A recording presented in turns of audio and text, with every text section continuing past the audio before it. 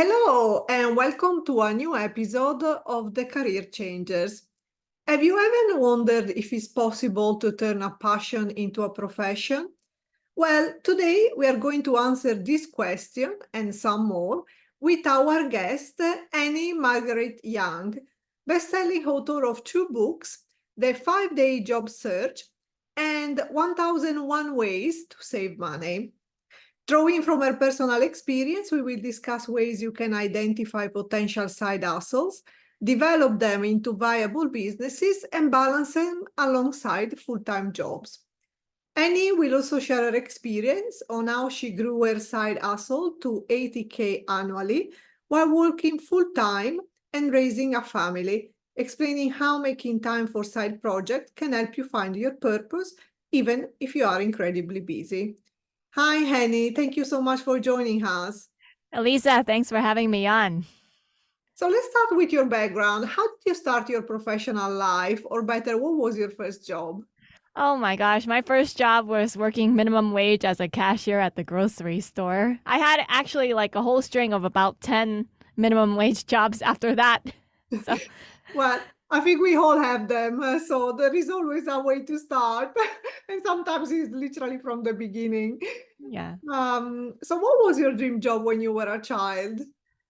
When I was a kid, I had always wanted to be an actress and a musician, but my parents had told me that's not financially viable, and they tried their very hardest to convince me that dreams should be staying dreams. Dreams are meant to stay dreams. I don't believe what they said though, because now that I make more money, actually taking piano lessons as a complete adult beginner. So maybe one day I can still be a musician. Oh, well, we're waiting to hear that story then. So then, what is your educational background? What did your parents ask you to study, or was it your choice? Well, my parents didn't ask me to study anything because I didn't go straight to college. That's why my first job when I first got out of high school, it was working as a cashier at the grocery store. Eventually, I did go to community college and then I got an online bachelor's degree in communications. Mhm. So let's talk about your journey. How and when did you start thinking about creating a side hustle? I mean, you have a full-time job, so you started your career at some point.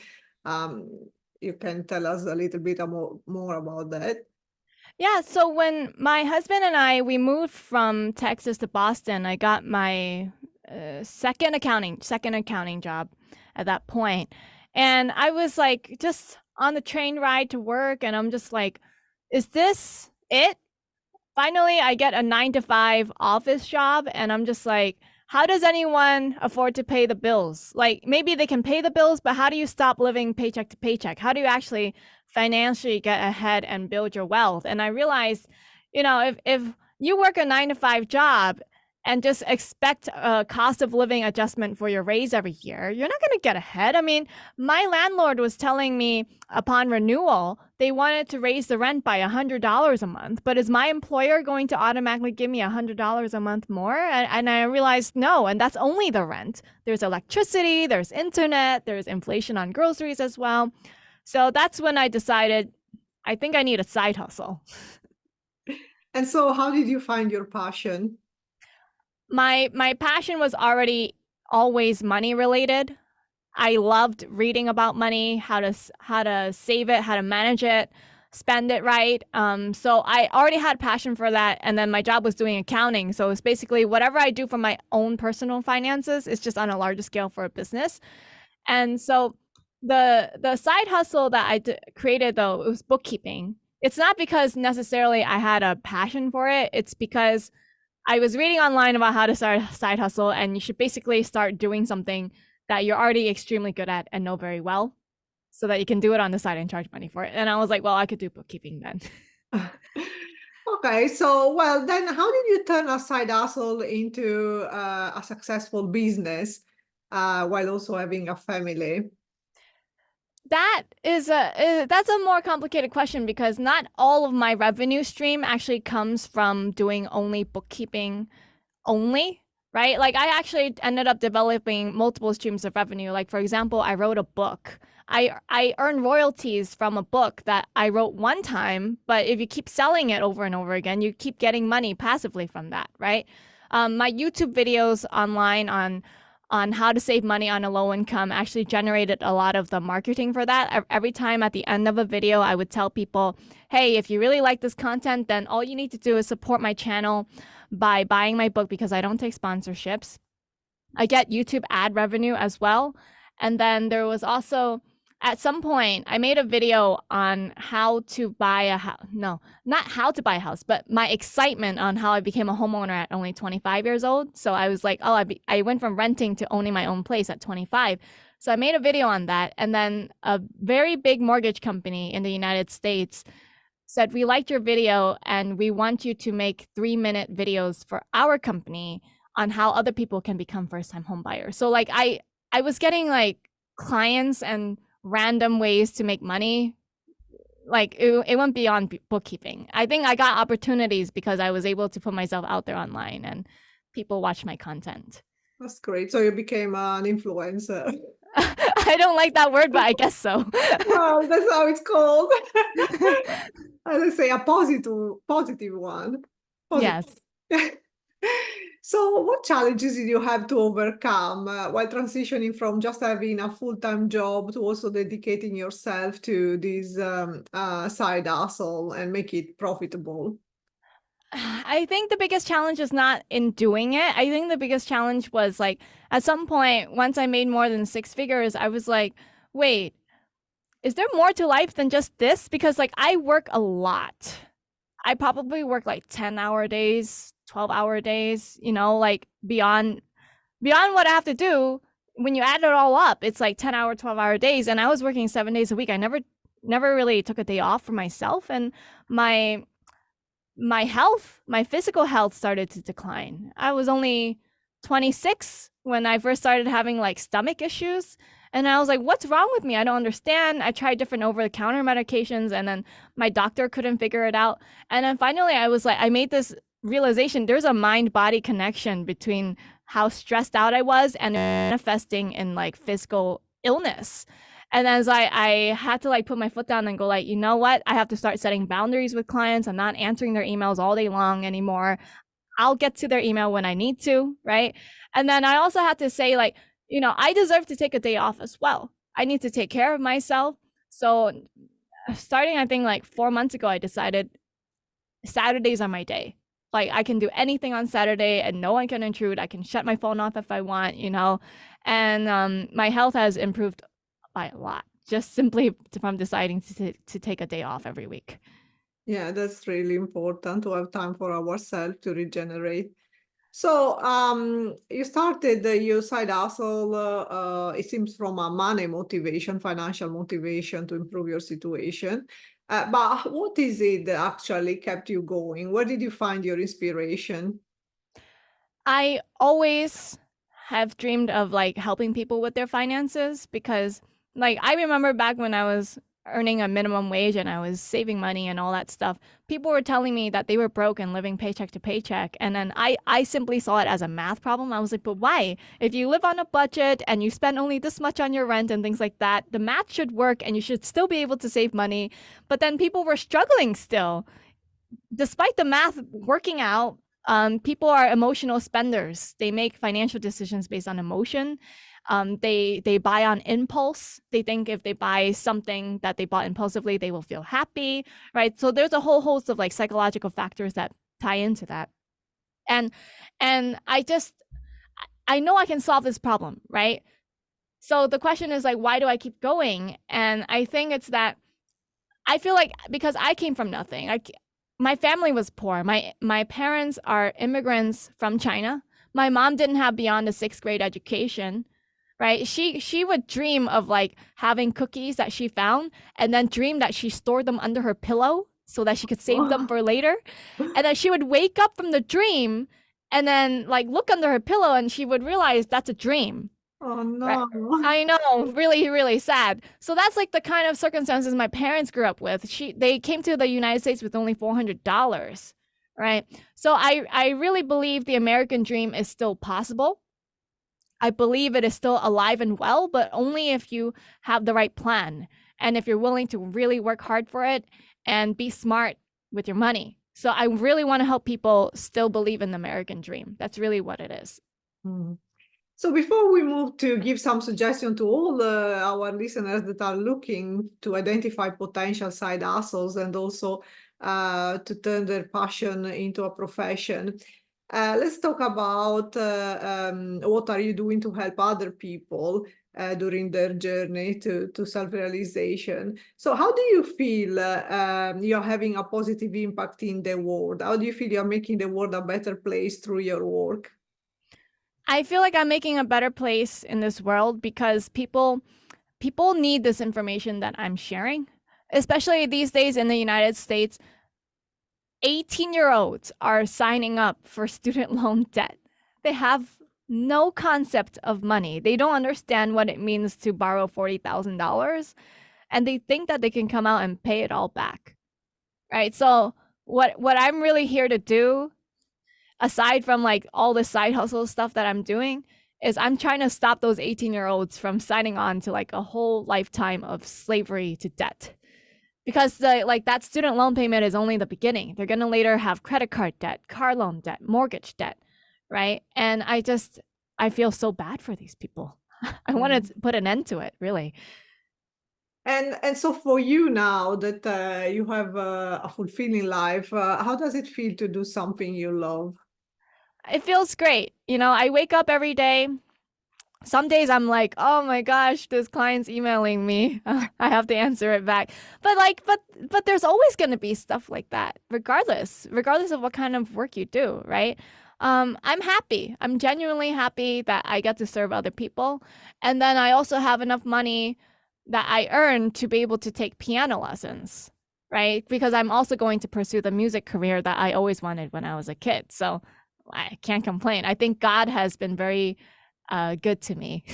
Oh, that's great to hear. And we're still looking forward to hear your story when you become a successful piano player. So let's talk about how to turn a passion into a profession. How can people identify potential side hustles? I don't think it's necessarily about turning the passion into a profession. Like if you're going to do a side hustle, I think the first thing is to think about like what you already know how to do. Like for example, the side hustle that I created, it was actually exactly what I do at my job, but just turned into a service, right? Okay. I don't think of like a job as something totally different from a side hustle. I like to think of it in this way.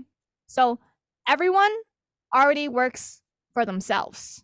Even if you're an employee, you work for yourself. You go into the marketplace and you sell your services.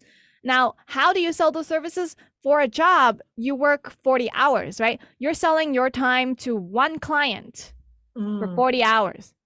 That employer is not just a company. It's your client. It's a one client that you work 40 hours for. Now, can you sell that same service to another client that you do only 5 hours for? And then another one that you do only 2 hours for?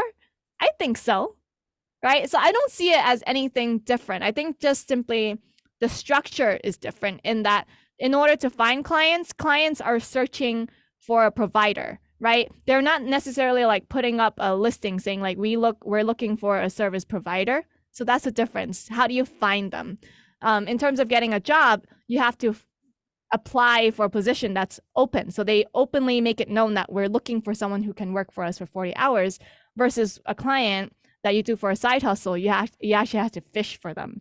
That's the only difference. I think the best way to start a side hustle is to think about what you're already doing at your job and then break it down by the hourly pay and then times 2. Like for example, if you're a bookkeeper and at your full-time bookkeeping job, you make $25 an hour, then charge $50 an hour for your side hustle. Why? The reason is because you have your own expenses of running a business, whether that's like the administration time of servicing a client that doesn't actually include providing the service itself, billing, right? Having the billing time of that, and then like having to pay extra tax. You have to pay extra income tax. when you do the side hustle as well, because the taxes are not automatically taken out unlike your paycheck. Hmm.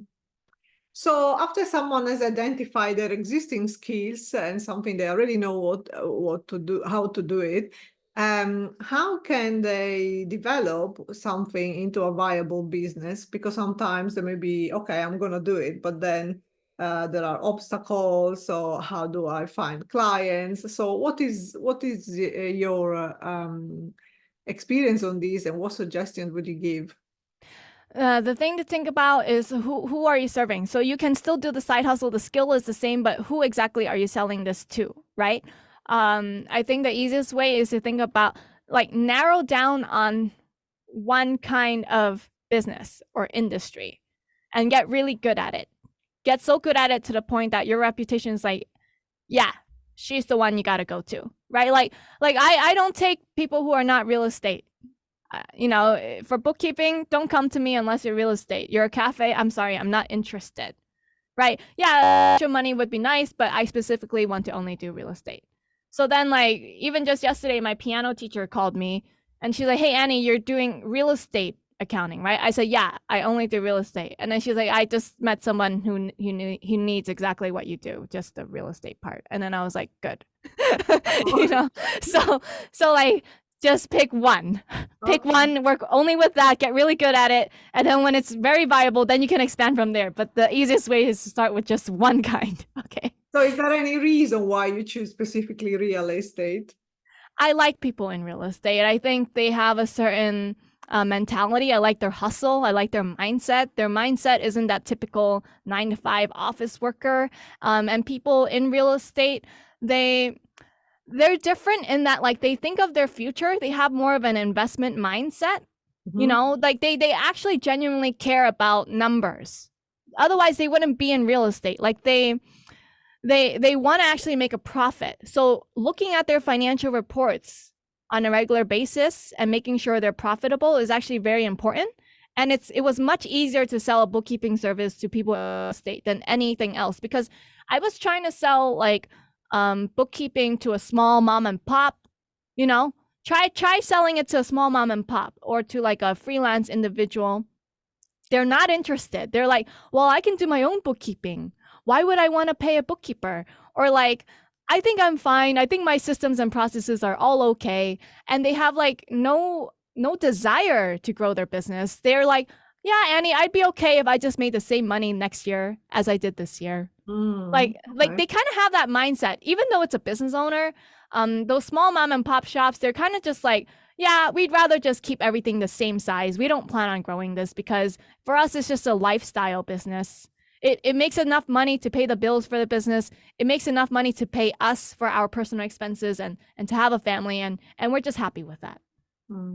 So you mentioned before that you at some point you started to feel very stressed and have some health issues due to the amount of work you were doing. So how can you find balance between a side hustle and also having a full-time job? I mean, you mentioned taking a day off, for example, but are there other ways that helped you in your journey? Yeah, for me, it was two things, because one, people in real estate can be really aggressive and pushy, and I'm a woman. And at first, I think I just didn't know how to handle that. Like some guys are like really pushy. Like they're calling me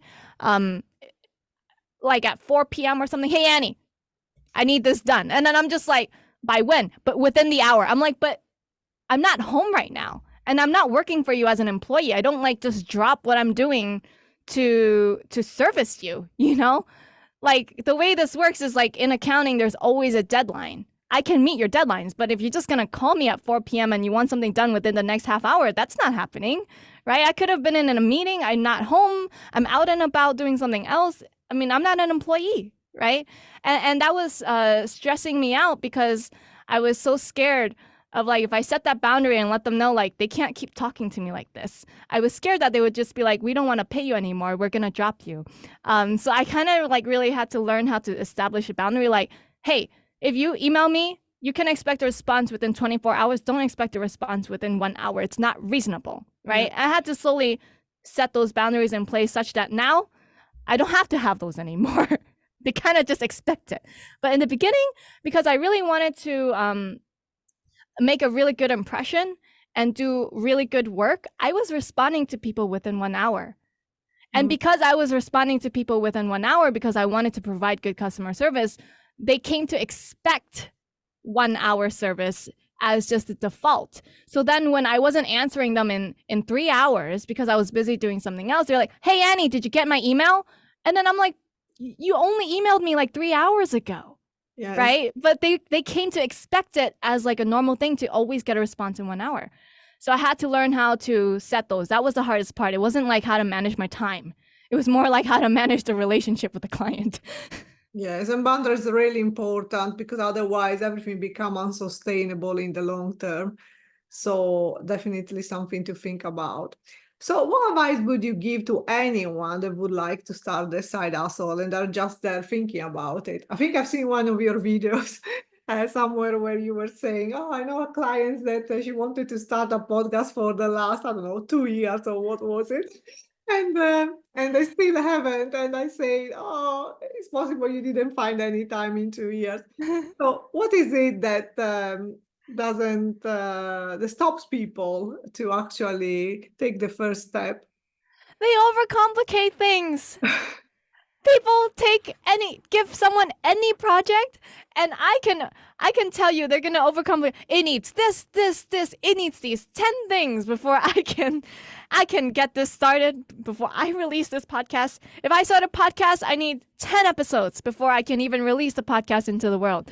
Or like I assigned a website design project to my employee, and then I was like, "Hey, we need to redesign our website for our new business strategy. I just need these like 2 pages on the site." She's like, no, we need a services page, we need an about page, we need the contact page, we need the blog post. And then I'm just like, oh my gosh, if I had to get all of that in, I'm never gonna get started. Yeah. I told her, and then I was like, okay, I want to give you autonomy, I'll let you take care of this project, so you'll figure it out, right? She's like, yeah. And then 1 month later, she's like, I'm so overwhelmed, I'm burned out. And then I was just like, yeah, because all I wanted was a homepage.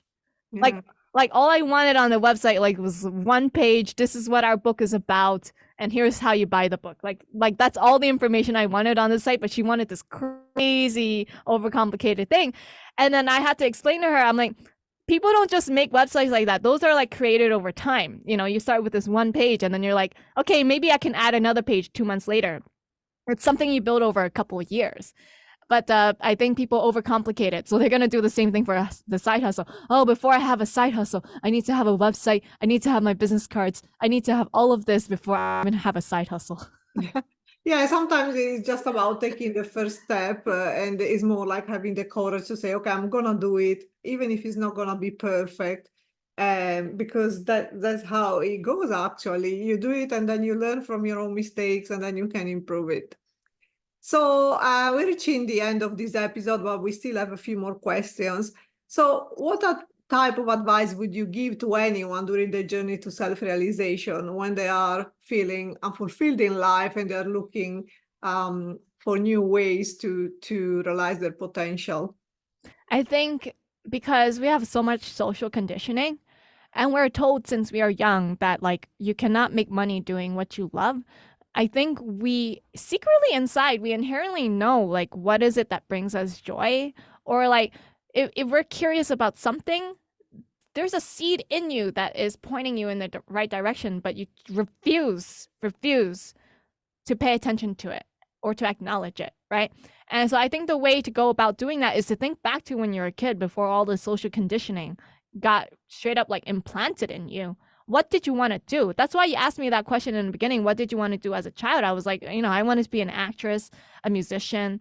And so like when I finally made enough money and pay the bills and have money left over and everything, I was like, why am I so bored with my life? Why am I so unfulfilled? And then I looked back and then I was like, you know what? What's the one thing I always wanted as a kid that I never got? Never got those piano lessons. So I finally said, I'm going to do it. I'm an adult, but I don't care. I'm going to go after what I want. That's great. I think it's really important to follow what, as you say, there is a seed inside of us that gives us the right direction. Sometimes it's just about listening to that. So you're very young. I mean, I didn't ask you how old you are. 28 years old. So I'm going to ask you the last question that we ask to every guest on the career changes, and is if you could give yourself a piece of advice, what would you say to your younger self? It's not necessarily advice. I would just say calm down. Come on. Calm down. Because like I feel like I was always so anxious and worried that things would not work out for me. There's this constant anxiety in my early 20s that I felt like I had to prepare for the future. And I would have just said, like, just calm down, just experience it. I wouldn't have done anything different, like I would have followed the same steps and everything. Like even the mistakes that I made, I would still keep those same mistakes because I learned a lot from those mistakes. But the feeling that I had in response to those mistakes, I think I would have just said, relax, girl. Uh-huh. Well, thank you, Annie, so much for joining us today and sharing your inspirational story and wisdom with our listeners. Elisa, thanks for having me on the Career Changers. And the last message for our listeners, don't forget to subscribe to our channel and tune in for a new inspirational episode of the Career Changers. And also, if you enjoyed this episode, please leave a review. Thank you very much.